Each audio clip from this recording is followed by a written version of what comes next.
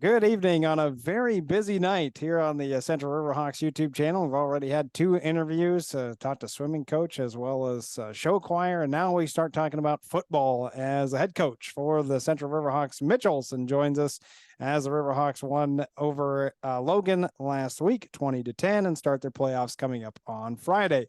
First of all, Coach, thank you so much for joining me. Do appreciate your time as always. Thanks for fitting me in, Joel. I'm proud of you for working overtime. Well, I don't know about overtime, but it was long due to talk to those other two. I'm very happy that we got Coach Capellas and Mr. Schultz on. And, the Riverhawks are 8-1, 6-1 in the conference as co-champions of the MVC after Onalaska lost last week to Toma. So you two will share the championship. And certainly the game against Logan was quite the game. I really enjoyed covering that game. 7-3 at halftime, a 93-yard scoring drive for the Riverhawks for their first TD. The one thing I was going to make mention was to start off was, their offense really held the ball a ton in that first half. However, only scored 3 points. And of course, Nami hit on that they average over 30. So you guys had to feel good, 7-3. But I had a feeling that maybe the defense was getting a little tired. Yeah, I was happy with how that first half played out. I think you look at it, like, well, you only had 7 points. We only hit the ball twice. So, no, I think we were all really happy with what we saw offensively. I think we had a good plan. And then, we knew that it was Logan's tough and they're going to move the ball on the ground. We did have some penalties that prolonged drives a little bit. We got to fix that moving forward, but I was happy with how we played in the first half.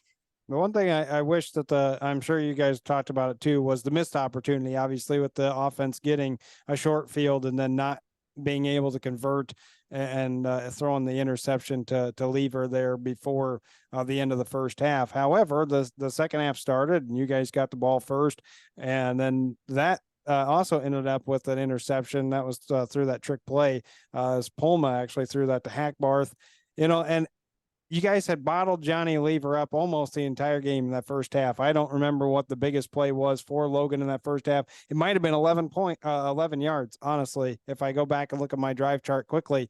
However, you probably knew eventually he's going to make one. He's going to make one. And he made a big play, 63-yard run. And that really kind of jump-started that big drive for them to take the lead. Yeah. Anytime you get that good of an athlete, it's tough to hold them down the entire game. Can usually expect, somebody like Johnny Lever to pop one or two big ones off. Well, that they end up scoring from 10 yards or from a yard out. Pardon me, I'm looking at the wrong one, but it was a great response. You guys gave up the touchdown, came right back, and the Riverhawks really put a fantastic drive together. 3:57 in the third quarter, got the ball, 9 plays, scored 10 yards out. First play from scrimmage in the fourth quarter, the money quarters I've called it all year long, and Rude was cashing in from 10 yards out and gave you back the lead. Yeah, it was good. There's no fight in our group of guys. It's a tough group on both sides of the ball. Usually undersized, at least most of them. But they just play so dang hard, and it's just a credit to them. And we've been in a lot of situations this year where it's like you could almost kind of feel the momentum start to shift, or most people would. But with our team and our kids, they don't feel that. Well, and got that. And then I was going to ask you about the forced fumble because even I went back and tried to watch the broadcast again since I'm able to do that, since I kind of run the YouTube channel, even though it's under private. But I still didn't see who actually forced the fumble. So who came up with a big play in the fourth quarter, and then Carson Jones recovered? Yeah, it's Peyton Stripmatter. He came down. He is playing so well. He's a great athlete. He's very smart, so he's phenomenal in coverage. But he comes down and lays the boom. So he came in and, we were really good at getting that play spilled outside, and we kind of had it bottled up. And then Peyton just kind of came in and cracked him pretty good and knocked the ball out. So that was a big play. Yeah, it really was because then you turn around the next play, 53 yards by Alvarado. Nami even said on the broadcast he felt like Alvarado should use his legs a little bit more in the second half. Clearly he did. And you had such a huge play there. Their offensive line, yeah, I think you had two pulling in that particular play coming through to really free him up. Yeah. We kind of got into some different looks a little bit. I think Logan had a good feel for our run game, and they were very good at taking certain things away. But then that does open up some other stuff. And yeah, I think Nami must have called down into the sidelines and dialed that one up from how it sounds. No? No, not a chance. But yeah, huge play there. The one other thing that I did notice as far as the Riverhawks defense before I close this thing out, and I was actually going to mention Strip Monitor anyway. So I'm glad that you already did that because he was on my list. But the one thing I noticed defensive wise was you kind of went back to the 5 down linemen, especially in the second half. Was that something that you guys, I mean, obviously you utilized against Holman, didn't utilize that in the first half though against Logan? Yeah, some of it is, dictated by what we're seeing. And then, we can kind of get to that look out of a couple of different sets. So, we can do that with Zach on the field because he has the ability to play down in there. And then there's other times where we want to get some bigger bodies in there. So it's all just kind of, I guess, predicated upon, what we're seeing or what we think we're going to see. And we've got a couple different ways to get to that. Well, your defensive line has played so well all season long, and you've just had a nice rotation in. And I thought the same thing again on Friday night. And then the pick by Zach George to end the thing after the kneel downs, the game was over. And of course, the arc stays with the Central Riverhawks 20-10. Forced a bunch of turnovers. Of course, that's been the biggest thing for the Central Riverhawks throughout the year. How about right now, Coach? What are you guys doing today and then moving forward to get ready for DeForest? Before I ask you about the Norskies as a whole.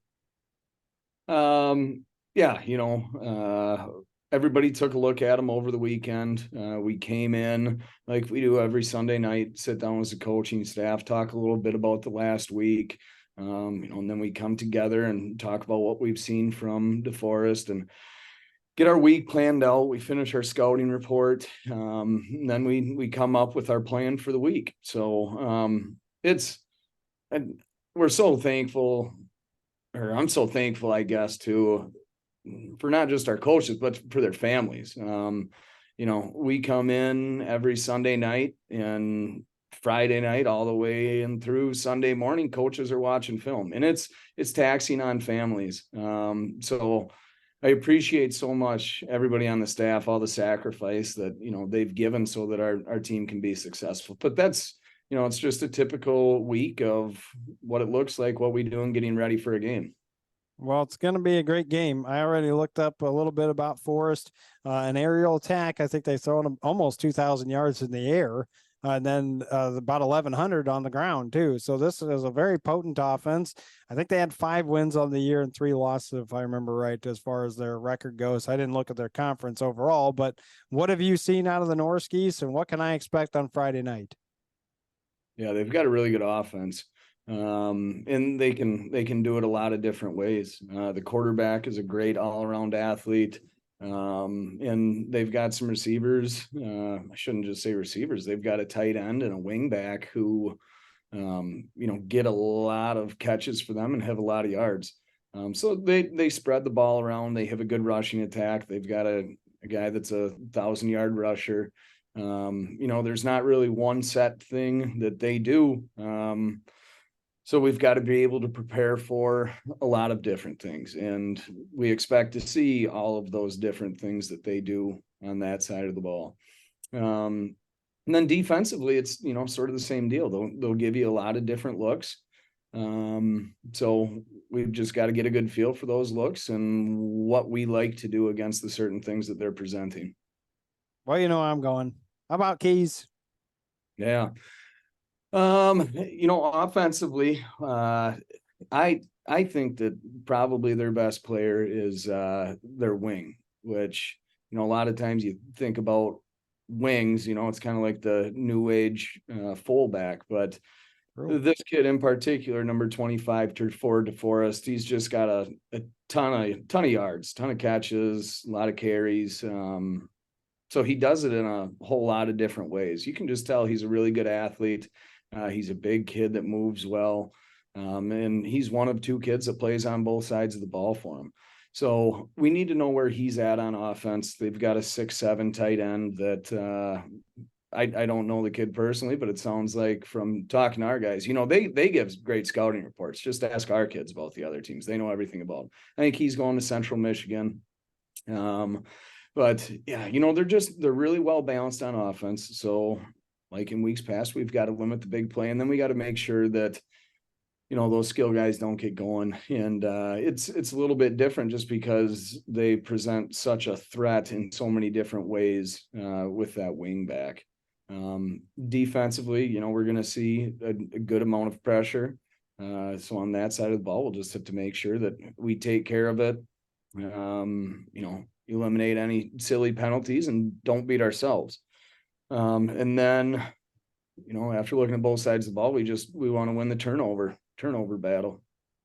That always, I mean, that's been seriously, it's been the secret for you guys almost the entire year. It's, you mentioned it about last year and being on that negative side of things for the turnovers at times and your games that you lost last year.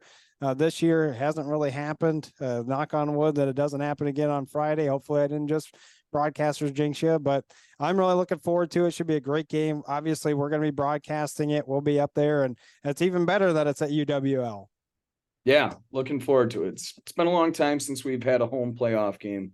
So I was just talking to my buddy Baggy, and before we were recording, you caught part of it, but he played on the 79-80 football team, and they were one win away from state. So but that's the great part about this job is you get to talk with people who are alums and who Central football still means a lot to.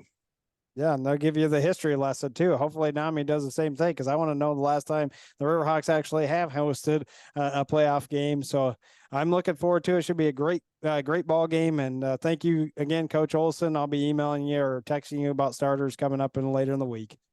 Sounds good. Thanks a lot, Joel. You bet. That's Mitch Olson, then head coach for the Central Riverhawk football team. Again, we do cover the football game. We pay for the rights. We'll be on there. Thank you again to our great sponsors for doing that. And that's why we will be there on Friday night to cover it. We'll start at about 6:40, 6:45, somewhere around there. Kickoff is at 7.